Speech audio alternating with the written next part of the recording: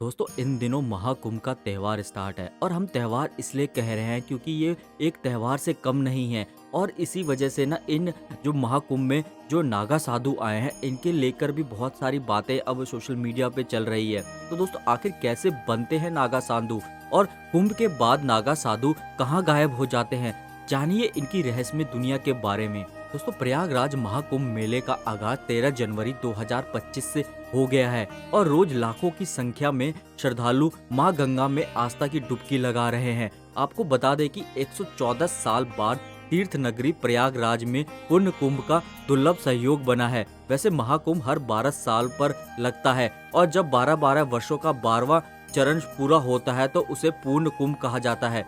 कुंभ मेला हर 12 साल में 4 पवित्र स्थलों प्रयागराज, हरिद्वार, उज्जैन और नासिक पर आयोजित किया जाता है। आपको बता दें कि कुंभ मेले का आयोजन ग्रहों और नक्षत्रों की स्थिति के आधार पर किया जाता है।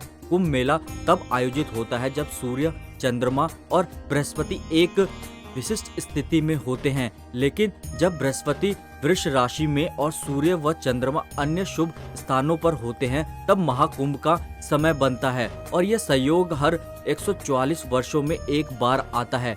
इसके साथ ही महाकुंभ पर पूर्णिमा, रवि योग, भद्रावास योग का निर्माण भी होने वाला है जिसका शुभ असर लोगों पर होगा। वहीं आपको बता दें कि कुंभ में 13 अखाड़े के साधु संत शामिल होते हैं और वह ही सबसे पहले स्नान कर्म के अनुसार स्नान करते हैं। वहीं आपको हम बता दें कि कुंभ में नागा साधु भी शामिल होते हैं। आइए जानते हैं कि नागा साधु कैसे बनते हैं और वह कुंभ के बाद कहां चले जाते हैं।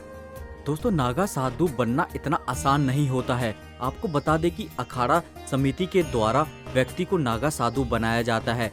वहीं इसके लिए व्यक्ति को कई तरह की परीक्षाओं से गुजरना पड़ता है। इस प्रक्रिया में 6 महीने से लेकर 1 साल तक का समय लग सकता है। इस परीक्षा में सफलता पाने के लिए साधक को 5 गुरु से दीक्षा प्राप्त करनी होती है। शिव, विष्णु, शक्ति, सूर्य और गणेश द्वारा, जिन्हें पंच देव भी कहा जाता है। वहीं नागा व्यक्ति को सांसारिक जीवन का त्याग करना पड़ता है, साथ ही वह स्वयं का पिंड दान भी करते हैं। वहीं नागा साधुओं की एक विशेषता ये भी होती है कि वह भिक्षा में प्राप्त भोजन को ही ग्रहण करते हैं। अगर किसी दिन साधु को भोजन नहीं मिलता है तो उन्हें बिना भोजन के ही रहना पड़ता है। वहीं नागा साधु शरीर पर कभी वस्त्र धारण नहीं करते हैं, वह केवल भस्म लगाते हैं। नागा साधु समाज के लोगों के सामने सिर नहीं झुकाते हैं और ना ही जीवन में कभी भी किसी की निंदा नहीं करते हैं। नागा साधु कभी वाहन का प्रयोग नहीं करते हैं। आखिर कुंभ के बाद नागा साधु कहां लौट जाते हैं? दोस्तों नागा साधु कुंभ के बाद अपने अपने अखाड़ों में लौट जाते हैं। अखाड़े भारत के विभिन्न हिस्सों में स्थित होते हैं और ये साधु वहां ध्यान, साधना और धार्मिक शिक्षाओं का अभ्यास करते हैं। वहीं कुछ नागा साधु काशी, हरिद्वार, ऋषिकेश, उज्जैन या प्रयागराज जैसे प्रसिद्ध तीर्थ स्थलों पर रहते हैं। वहीं आपको हम बता दें कि नागा साधु बनने या नए नागा साधुओं को की प्रक्रिया प्रयाग, नासिक, हरिद्वार और उज्जैन के कुंभ में की जाती है, लेकिन इन्हें अलग अलग नागा कहा जाता है। जैसे प्रयाग में दीक्षा लेने वाले नागा साधु को राजराजेश्वर कहा जाता है। वहीं उज्जैन में दीक्षा लेने वाले को खूनी नागा साधु कहा जाता है और हरिद्वार में दीक्षा लेने वाले को बर्फानी नागा साधु कहा जाता है। इसके साथ ही नासिक में दीक्षा लेने वाले को बर्फानी और खिचड़िया नागा साधु कहा जाता है।